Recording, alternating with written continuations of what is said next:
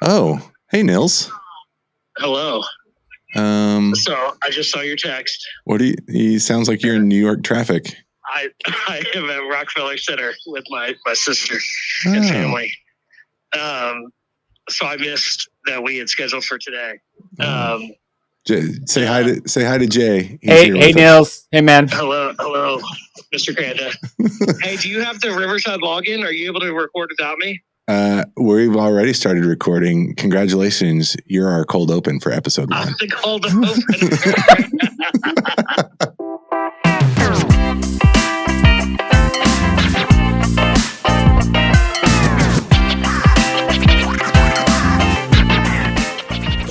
Welcome to the Digital Ministry Podcast. I am your host, Nick Runyon, and this is a brand new start. This podcast is brought to you by Media Impact International, where we talk with the world's greatest leaders and most innovative thinkers in digital ministry. And I'm happy to be joined today by my good friend, Jay Kranda. Jay and Nils and myself were co-hosts for a wildly successful podcast for several years, which is still going, the Social Media Church Podcast. And that was an awesome run. We had a great time doing that. So I'm like, I texted you, Jay, and Nils the other day, and, Nils forgot this important engagement today. So he's not with us. But I texted you guys. I was like, hey, we're getting the band back together. And that's kind of what it feels like. Thanks for being here. I'm happy for you to join us on episode 1. I'm just glad that I got I beat Nils. That's all I care about. So I'm glad I'm here. He's not, I'm bummed, but I'm still glad that I beat him. Yeah. Well, anytime you can beat Nils Smith, it's a win. So, no, he's a good friend, and we'll make sure to reschedule, and maybe even reschedule a 3-way conversation, because I just love chatting with both of you guys. Yeah, you bring such unique perspective to the world of digital ministry. And let me just, for our listeners that are kind of just getting started, which is everybody, I suppose, since this is the first time we've done this, like why this podcast? Why another one? Social Media Church Podcast was great. I mean, I was kind of self-deprecating, joking a little bit, but I've had so many people that say, oh yeah, I used to listen to you all the time. I still listen to Nils running that podcast.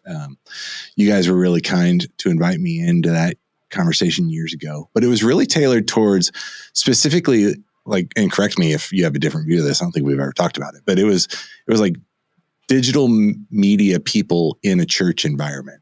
Yes. Like pretty specific to North America. That was like our audience.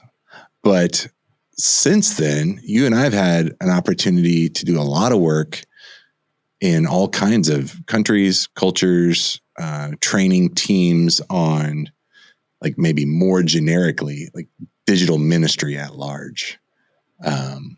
So tell me like your thoughts on, what that experience has been like. You and I've trained, I don't know, dozens and dozens of teams. Yeah. How's that been for you? Yeah, it's interesting to watch, if you kind of look, internet kind of is obviously public access, but it's limited to the bandwidth and the technology in certain regions of the world. And so, we kind of do have a lot of not equal access, in a way, to a lot of these things. And so as primarily growing up, not primarily, completely growing up in United States, and then even in a place like California, where I have probably some higher end experiences generally, it's interesting to talk to church leaders and ministry leaders in the US, and then all of a sudden kind of get thrown into this world of talking to ministry and church leaders, primarily, let's say, in the Middle East and in Asia. It's a different thing, because potentially they're under, different governments with different restrictions, with different, faiths. And then even the bandwidth is not the same thing. So like, I could be getting, I think my own house, I have 500, gigs of internet speed, but then you're talking to people that are still running strategies off maybe they're not getting a gigabyte, they're very behind. And so it's interesting to watch ministries having to problem solve. And what's I've one of the biggest learnings actually, and you probably have seen this too, is to watch how dominant Facebook still is in some of these regions.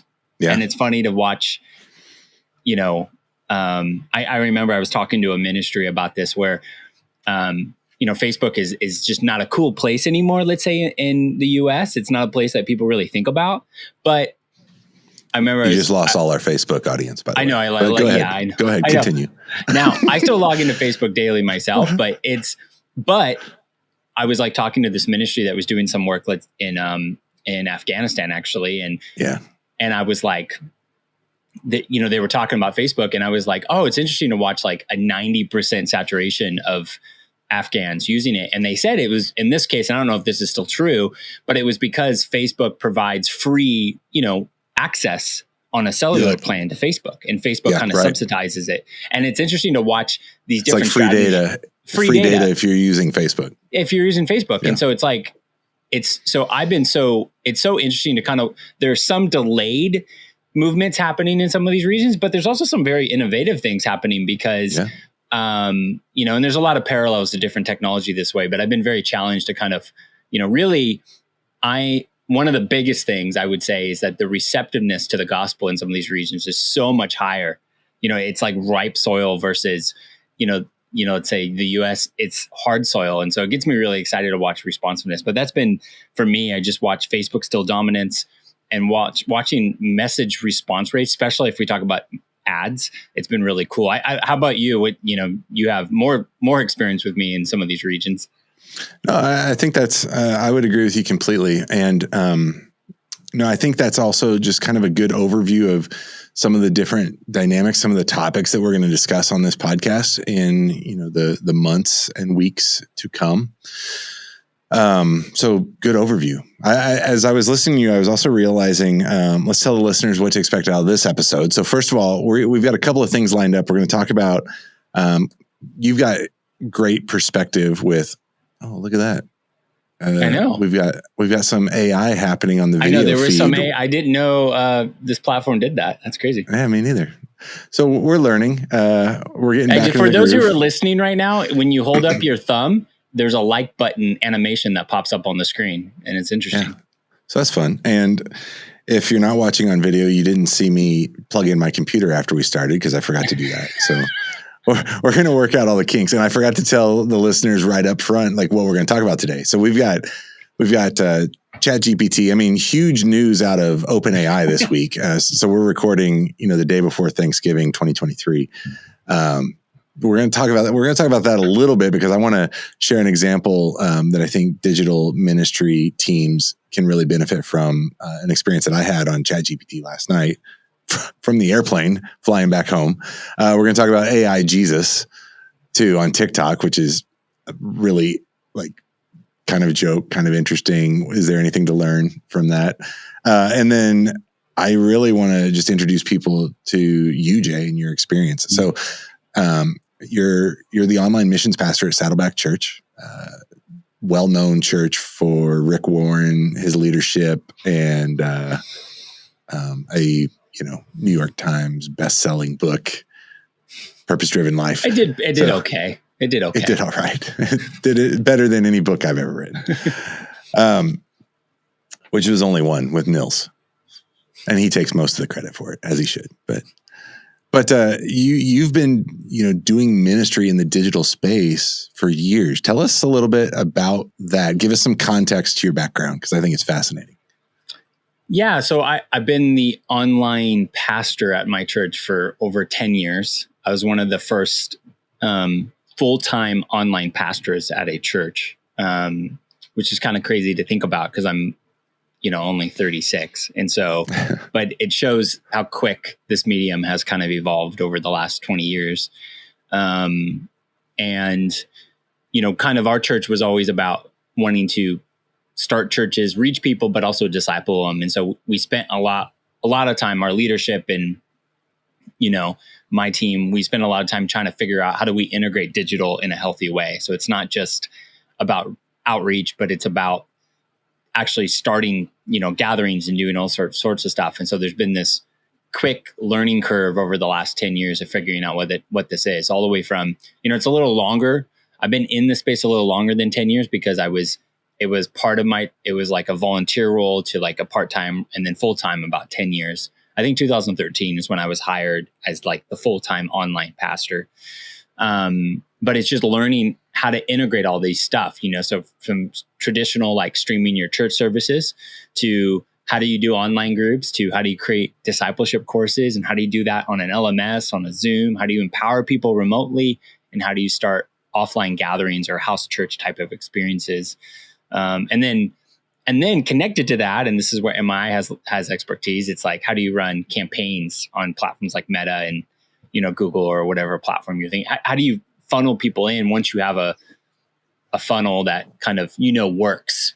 So it's been a fun journey, and, every couple of years there's something new. Like a couple of years ago, it was virtual reality was everything everybody wanted to talk about. And this last year, obviously, has been an explosion of growth around, OpenAI and ChatGPT, and all these fun things that are really challenging, what is going to probably happen in the next decade.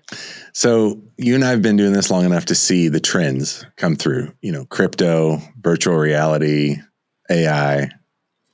How do you approach that? I'm sure you've had this experience. A leader comes to you and is like, "Hey Jay, we really need to get on this." Well, like, what's your first step? Well, it's there's all these, the trends are always the fun ones because everybody wants to get in early. I think we all know, like, if you get in early, it will pay off long term. Sure.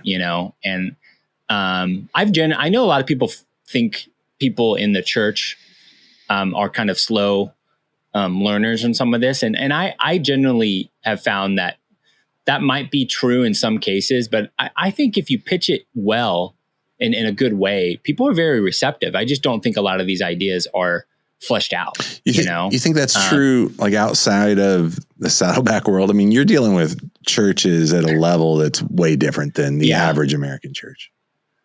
Well, I do, but I put the caveat that I don't think people understand what they're pitching.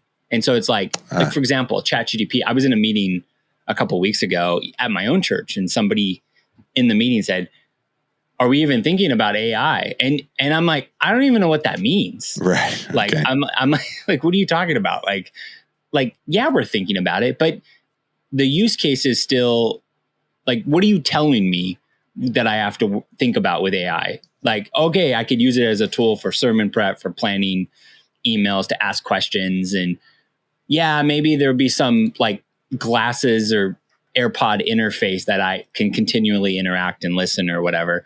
Yeah, like I think about it. I go, but like, what's the use case? And I think this is what's hard is sometimes it's like people don't know if you present a very compelling integration. I think churches are very receptive, but it's churches, what they struggle with is that they're just churches and ministry leaders so bogged down in like their own thing that they don't have the gray matter to think about like the what if. And I think a lot of ChatGPT is still in this what if stage, and it's helpful, but because we're still kind of, and now everybody, well, like ChatGPT 1 to 3 to 4, it's going to take these quantum leaps. Yeah. Like I believe that's true. But I think the church leader, do they really need to engage in that stage? And I think that's the struggle. It's like, and so I found if I pitch the idea strong, and it makes sense, I found churches to tend to be pretty receptive, but it's when it's kind of still gray, that's the hard part. I think that's where like you and I thrive in that space. Right. Like we're like, no, just test it out. Yeah. I don't know. It sounds like you might push back on that thought.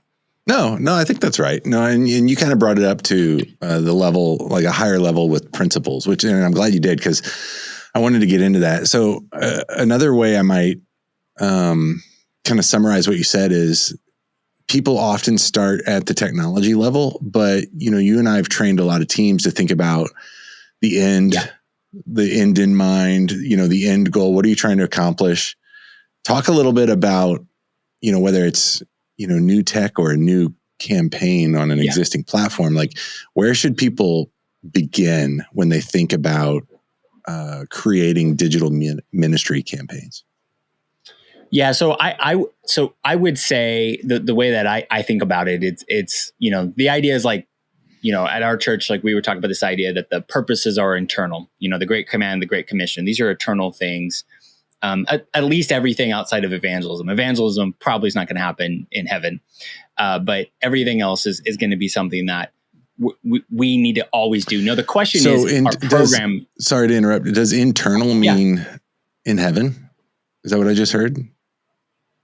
What I was saying is that internal meaning forever. So meaning like, if you look at the Great Commandment, the Great Commission, like, discipleship, ministry, worship, all these things are things that we're going to continually do, but we're not going to do evangelism. The Great Commission is probably going to halt when we're in eternity future. The idea is that those commands are internal, like forever, but our programming's not, or our tactics are not. Those are always changing. And so what I would say is that as a ministry leader, as a church, you have to be very open to go, what you have to hold the line. What am I trying to do? What is the outcome?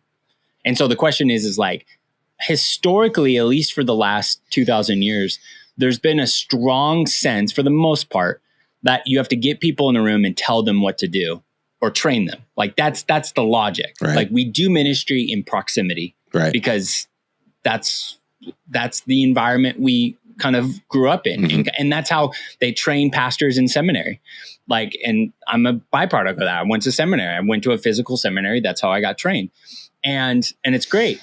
The question is now digital has brought in this possibility where you don't need to be in the room to produce the outcome. You can disciple people and you can do these purposes in new ways. And so the question is, as a leader of a ministry, as a church, is your goal isn't to fill a room or to do proximity ministry. That might be a byproduct of it. Your goal is, though, to produce, let's say, the fruit of the Spirit. And the question is, how can digital aid in that? And so when you have a new tool like virtual reality, ChatGPT, if it's crypto, whatever the cool thing is that's coming, the question is that how does that aid in your outcome or your end in mind? Right. And I think people get a little bit too defensive. It's like crypto a couple of years ago when crypto first kind of went through its first, boom for the most part. People were like, well, it's anti-American. And, like there's all these arguments like the Taliban are using it and all these, like all these things that kind of get thrown out. And, somebody on the inside might go like, you just got us flagged on YouTube, by the way. I know but like, are we not thinking that all those things happen with cash? Like, let's talk about it. And so people get real scared. Now I'm not saying you need to go get crypto, but like, I think the thought is you got to ask, can it help? And for a lot of people early on, crypto, there's no way to integrate it now. Like there might be there might be privacy, security protocols that get introduced. And again, I know like that's like fourth wave, fifth wave stuff, but I think you got to think of what is your outcome and how does digital aid in that? And this is where ChatGPT is very helpful in producing things. And there might be a case where there's follow-up bots and there's all these things that come out. But I think churches and ministry leaders get too wrapped up that people need to be in the room. And I would say maybe and probably, but there might be processes in your own discipleship process that digital can actually enhance if you think about it that way. Yeah. And, we've had a lot of people resonate with this idea that people are people wherever they are. And so if digital communications is a channel, no different than, the telephone or television or the newspaper, people exist in a location in space and time, and people are eternal. We believe. And so they are existing, but then I also have a digital presence. I have a physical presence. It's like this. I mean, when the last time I saw you was I think we got coffee together when I was in California. You were in Southern California. But like we've stayed connected for years, and that was probably years ago. So like, do we have a digital relationship or do we have a like quote unquote real relationship? Like we're just people, like in a friendship. And so I think a lot of the tech complication can fall away when we think about the purpose of building relationship and developing trust between two people. It's interesting. I was on a call during COVID with, I got invited into this conversation around some of these concepts. And there was this theologian actually who was on the call, who I have one of his commentaries, and I was just pumped to be on the call, but Dr. Darrell Bach. Mm-hmm. And he kind of proposed this idea that he found it so interesting that people are challenging this idea of digital, that it's not real or legitimate, even though our primary relationship with God is non-spatial in nature, you know? Yeah, that's interesting. And it's just like, is that not real because God's not physically next to you? Right. You know, like the spirit doesn't reside in space and time, you know, and most likely, you know, right. You know, I'm punching into a different realm here that I'm not an expert in, but it's most likely, you know, and so like, and then you kind of layer on top of it that the Bible does this continually. The Bible is a thing that was written 2,000 to 5,000 years ago, and it still is able to disciple us, sure, in a way that and not in proximity, and it's remote, you might even argue. And so, you know, and you layer on top of it, you know, the books and the people I could read, you know, Mere Christianity and C.S. Lewis can mentor me from afar. Sure. You know, even from a different era. Right. And so there's all these things that are challenging to this idea. Now, I would say, you know, one of the illustrations that I like to use is this idea that, you know, use digital like you use digital in the context of your relationship. So I, like in my marriage, for example, my wife and I text and interact all throughout the day. Sure. But that doesn't replace the relationship that I come home physically to her and we have this spatial relationship.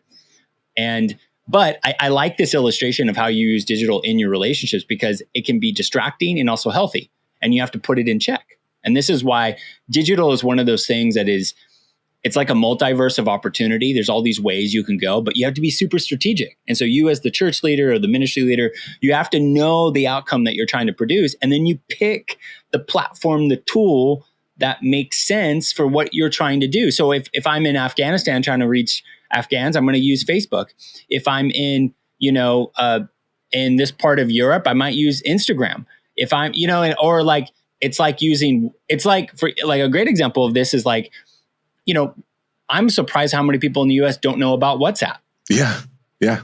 You know, and somebody listening who's in the US, you might go like, what's, you know, and it's like, WhatsApp is one of the largest platforms. But then I might go to somebody who uses WhatsApp and they might not know about Signal and Telegram. Sure. And so so again, I say that like, it's not about what's the most popular tool. It's the most relevant tool for what you're trying to do. And most likely 9 times out of the 10, the people you're trying to reach and disciple, you're probably like those people in most ways. And so like, you probably know a gut feeling, like most of the time, like pick the platforms that make sense. And so I remember I use this example a lot where like during COVID, I was training some pastors in Russia on Zoom. And we were talking about doing online groups and some mechanism. And they brought up this platform that I had never heard of. And they were like, oh, and the irony was they didn't want to use Zoom for this thing because in their country, there was obviously some of the China-Russia ties were a little complicated. And it just wasn't a platform that people used in that way. But there was this specific platform. And I said, use that platform because that's the platform the people you're trying to reach are using. So yeah, don't use it, but figure out what are you trying to do. And then you can weed through the fog, you know, very easily. And so whatever's next or whatever ChatGPT does next or whatever, you know, you can go like, no, I mean, that's not helpful now. And then you can wait to when it will be helpful. And so I think that's how I like to think about it. Yeah, no, I think that's great. You didn't say this piece, but it's also, you know, use the tool that your audience is on, you know, and so, I mean, you were saying the same thing, but I'm drawing it to audience because I've had a lot of conversations about TikTok recently, and yeah, some leaders are asking like, oh, should we be on TikTok? Well, the question is, what are you trying to do? Like, who are you trying to reach? Mm-hmm. You know, we're trying to reach, you know, professionals in, you know, a European business setting. Probably not TikTok, you know, but if I was just in China on business a couple weeks ago, and like everybody's on WeChat and TikTok all the time. I mean, I was down in the hotel, restaurant or whatever for breakfast, and it's like people of all ages are just following like different types of content all on TikTok. And one of the things that I think is super, super interesting that I shared with you the other day is I want to make sure I get so AI Jesus Christ on TikTok. Did you look into this? Did you look at that? I didn't look into it. No, you sent us the thing, but I didn't like do a deep dive, so I don't know too much. So I was like getting questions about this. It's like, is this even right? Is this blasphemous? Let's take a look at this. I want to get your thoughts on it. AI Jesus. It's you got these photos of what looks like, and this was part of the criticism that I read, was like a white, blue-eyed Jesus. With I think AI generated messaging. And it's a little bit like Gen Z language. I mean, thumbs up, thumbs down. Where are you at in first reaction to this? Well, I think always the first generation of the stuff is usually a little ugly and not the end product of it. But I mean, do I think it's okay for there to be a face reading scripture and that's like a deep fake or whatever? I guess I don't know if this is a deep fake because we don't really know what Jesus looked like. But I'm not against the concept of it. I don't like this iteration of it. I will say, like, I think it's a little, I don't think there's anything ethically wrong about it personally. But it's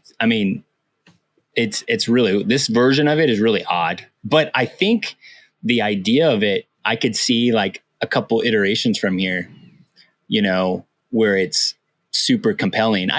The example I like to kind of lean into is that there was a couple weeks ago, a TikTok video going around where it was from like the 80s, the late 80s or something. It may have been the late 80s or the early 90s, but it was like it was a news report pretty much interviewing people at a Burger King, which is like a fast food joint here in the US. And they had just introduced credit cards, and they were interviewing all these people in the Burger King. Like, why would you ever use your credit card at a fast food place? Like, just pay a couple bucks. Like, this is dumb. And the point of it shows how we think early iterations are so dumb, but it's usually not like, it's not the byproduct that it's not going to be the actual thing that, comes to fruition. Right. It's like people, I remember with eBay and PayPal, people are like, why would I put my credit card online? It's going to get stolen. But then years later, everybody figures out. And I think I see something like this and I go, I see the underlining principle that this might be really compelling down the road. I don't think this is going to be compelling because this is really, corny looking, but there's something here that'd be interesting. I want to get your reaction on what AI Jesus is saying, which again, I need to confirm this, but I think this is like AI generated dialogue. So God, the first one is 3 truths to remember when you are scared. God will never leave you. This means that no matter what happens in your life, God will always be with you. So like, interesting message, it's kind of vanilla, Oh, I see. I see what you're saying, that it's AI generated, even the text. So it's like, it's interpreting the text and spitting it out. And I see what you're saying. Yeah, it's like, hey, AI, about Jesus, have Jesus, make a short Jesus video that gives me 3 truths to remember when you are scared, and then the comments I think are interesting. There's a lot of amens, which we've seen before. So, digital ministry teams, whether it's in a church or parachurch, they're always looking for like engagement metrics. Somebody commenting amen on AI Jesus. Is that engagement or not? I mean, it's some engagement. I don't know how helpful it is. I think I'm going to watch myself here because I want to make sure I don't talk bad about friends that do good things, but there's a lot of ways to drive cheap engagement on Christian content on social platforms. I don't know what an amen does for you. outside of, if there's a moment, like, for example, there are moments in a news cycle where you just need to make sure that you're like, your congregation, your community knows what's important. So like, I remember a couple years ago, there was one of these like US Iran like tensions was going on. And the narrative online was very negative in the US on Iran. And I remember a ministry that I was working with, we were talking about, I go, this might be a moment to remind the Christian community in the US that the government doesn't represent the people. And so like, again, they created some content, not like this, but it was like kind of like and it was like a reminder. I think there are moments like that to kind of go, hey, like we need to kind of attune and kind of, this is what's important. And so I could see content like that being relevant in a minute, but like I could create a verse and I could throw it up and I could probably get 1 million likes on it, but I don't know how do I leverage those likes for my outcomes is what I would probably say. Like, I don't know what I'm supposed to now do. Now, if I'm trying to create a Christian network, maybe, but like if I'm trying to reach the lost, I don't know how that actually aligns with my goal. So this is why it all depends your goals. Yeah. Well, most of the work that I've been involved in years past is, a deeper level of engagement that looks something like, relational conversation between two people. Yeah. So that word engagement, we talk about this a little bit, is that it's tricky because it can be defined in so many different ways. Yeah. But let's pivot for a second. So have you been tracking like the OpenAI drama? I have. So I'm still a Twitter user. And I was on Friday, afternoon, and I see the CEO of OpenAI posts, I just had a surprise phone call that got fired by the board over the course of the next few days. Like I was on this trip. And so like in all of my travel time, spare time, I'm just like checking in, like what is happening now? They've had like 3 CEOs in 4 days. And last night I saw Sam Altman, the original CEO of OpenAI, tweet that he's accepted a position back with the company and they're resetting the board. So just like, there's my thumbs up again. Crazy drama over there. A lot of people might be familiar with ChatGPT. It's chat.openai.com is where you access ChatGPT. And I've been using it for, months and months, kind of trying to learn, like you were mentioning earlier in our conversation. But as this was happening, and I knew this conversation was coming up with you tomorrow, and we're recording this when a lot of the digital ministry teams that might be listening are you have these holiday campaigns or like these seasonal type of things that are always coming out. So I just wanted to share this example. I was like, I wonder if, I'm always looking for opportunities to use, AI in a productive, like beneficial way, time saving, whatever the case may be.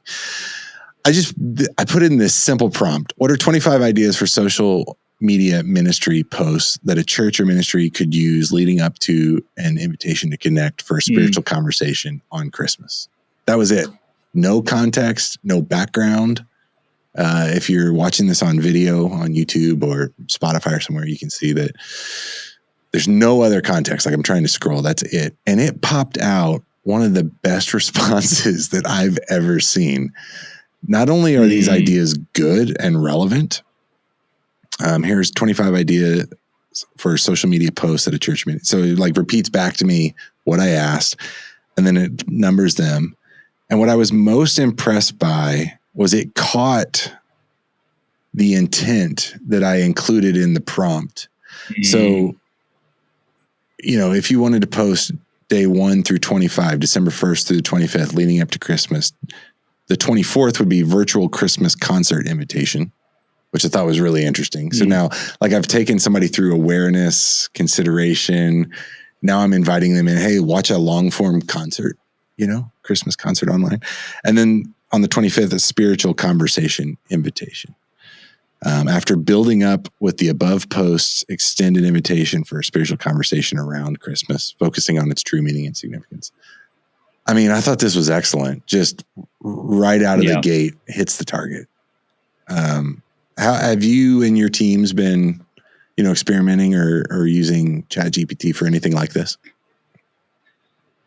Yeah, I mean, I think the best way ChatGPT is being used, at least right now, is like an aid or like an assistant that you can generate ideas on. And definitely a lot of the optimizing with it is you have to learn how to ask it compelling questions. And a lot of the tricks, if you Google just like YouTube, there's a lot of tricks on how to prompt it correctly. And I think that's the new skill set that is being kind of, that's the new strength that is happening with this. But yeah, I think I do that primarily that way, where it's like I'm writing something, or I was creating a presentation and I dropped in a PDF on something, and could you create slides and like summarize this? And it was an aid. It did not produce something that I could present on, but it did probably 35% of the work. So what was the input? So, a PDF, you said?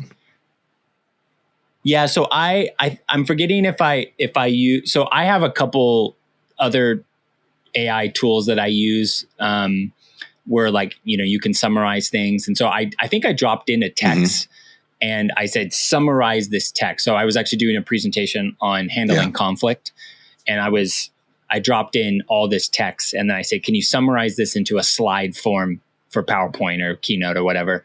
And it gave me the slides. Like, this is how you do it. I was trying to like connect it to Canva so that I could like create slides, and I was trying to figure out how to do it. But I think summarizing and prompting for creative ideas like that are probably the strongest things. There's a lot of stuff if you have the paid account with plugins that get a little bit more advanced. But like I'm on a couple newsletters where I'm always learning of some new tool that pops up, and I'm always experimenting. I honestly selfishly use it mostly to summarize articles for me. I do the same. When I'm like, that's one of the best tools. It's like, oh, I really want to read this, but this is like 3 pages and I don't want to spend that much. Can you just summarize the bullet points? And it's interesting how seamless that is right now. Yeah, it's really good. What's your favorite AI newsletter? What are you reading? So right now I read, he's more of a popular dude. So it's but I like Matt Wolf with an E.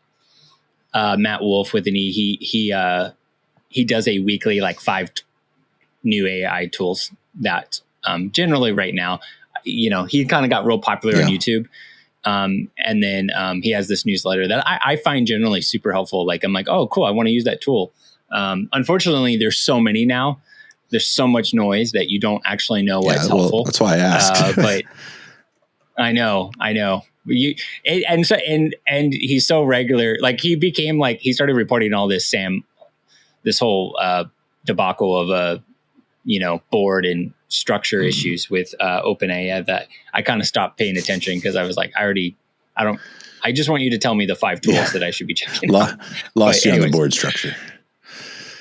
I know. I'm not following you for board structure. I have other people I would follow for.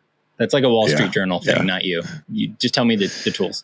Well, what should people follow you for, and where? Well, I mean, if I have a website, jaykranda.com, that I have some stuff on there on thinking about digital for a church. And so if you're a church leader, that's more of my area there. But I share a lot about stuff around church. That's my full-time job, is a pastor at a church and trying to figure out digital for the church. And so, yeah. Nice.